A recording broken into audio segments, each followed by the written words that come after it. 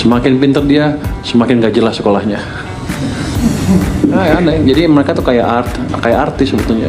Kalau orang sekolah mah pasti nggak bisa jadi hacker, karena pikirnya terstruktur. Kalau dia enggak. Berorientasi pelayanan.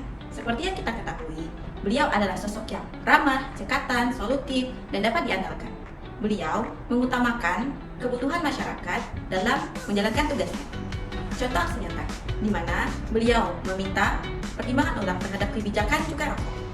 Kebijakan tersebut dilakukan untuk menyeimbangkan kesehatan masyarakat dan perlindungan tenaga kerja.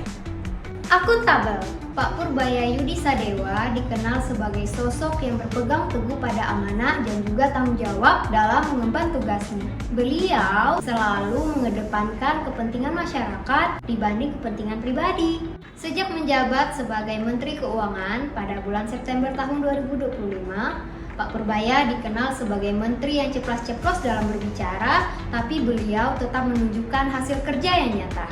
Contoh nyata sikap akuntabel Pak Purbaya ditunjukkan dengan sikap tegas untuk mengejar penunggakan pajak untuk meningkatkan penerimaan negara. Selain itu, Pak Purbaya juga mengevaluasi seluruh program dan belanja negara yang tidak terlalu diprioritaskan agar anggaran tidak terbuang.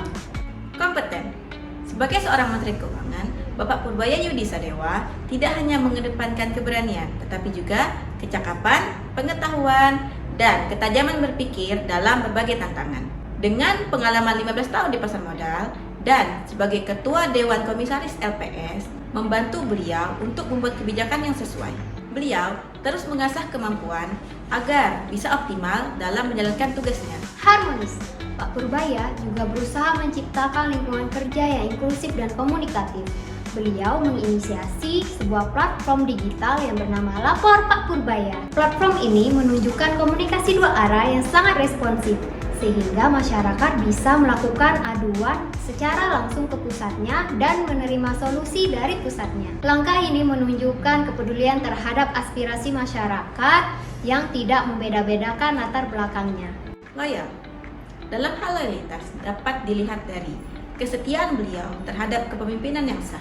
Dedikasinya dalam menstabilkan fiskal dan ekonomi adalah bentuk aksi nyata menjaga atau mengutamakan kepentingan bangsa daripada kepentingan pribadi atau golongan.